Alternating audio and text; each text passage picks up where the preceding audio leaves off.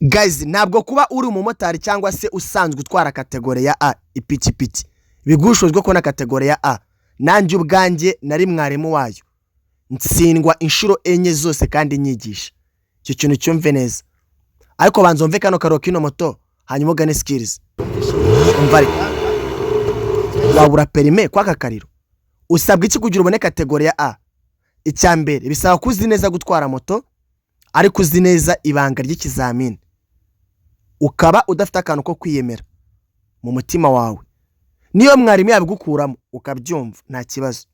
Kategori ya A birasaba kwiga neza byibura moto ku rwego kuba mwarimu akubwira ngo ngiye ngwaye perime, hasigaye polisi vivura gusa. Bati gute rero? Nukumva no gusobanukirwa ibyo mwarimu akubwira. Niba twubaye ushyiramo vitensi ya mbere warangiza ugatwikira, ibyo biboroke. Shyiramo vitensi, numara kwishyiramo utwikire. Ibyo bintu byibuke nyine. Shyiramo vitensi ya mbere, numara kwishyiramo utwikire. Hanyuma guhagurutsa ipikipiki. Icyo bisaba cyambere, urashyiramo vitensi ya mbere ufashe embrayage, ndetse numara gushyiramo vitensi ya mbere ufashe embrayage, urumvikana ufashe na feri. Ikindi, numara gushyiramo vitensi ya mbere urasubira kuri feri ikirenge cyangwa se tuvuga iriya y'inyuma, hanyuma witegure guhaguruka ku kariro kawe ndetse na cambrayage. Ibyo bintu bibalansinge neza, uhagurutse moto ya kuri embrayage yawe ndetse n'akariro kawe gakeya. Nutinda na feri imodoka ipikipiki irakuzimana.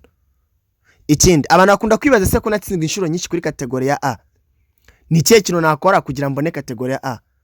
Gana ikigo cyacu Skills Driving and Language School tukugira inama.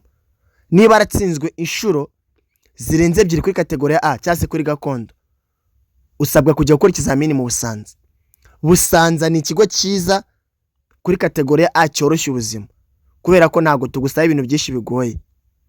Menya kandi so yivute komanda dukora hano i Remera mu Giporoso. Telefone yacu ni 079 68 97 98 1. Nitwa Shumbushoja, ni inama nabagiraga.